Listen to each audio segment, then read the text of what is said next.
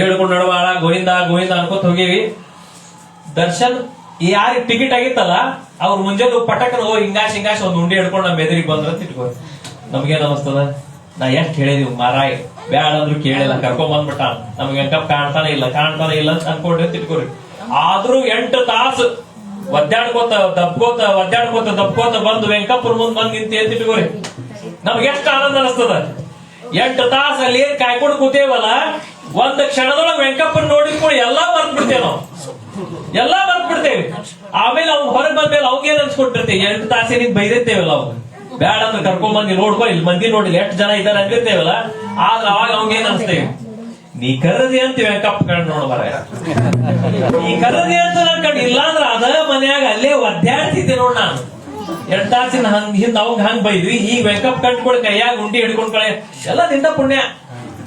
ನೀ ಕರದಿ ಅಂತೆಲ್ಲ ಬರೇ ಭಗವಂತ ಕ್ಷಣ ಮಾತ್ರದಲ್ಲಿ ಕಂಡಂತಹ ಭಗವಂತನ ನೋಡಿ ಇಷ್ಟ ಆನಂದ ಅನಿಸ್ತದ.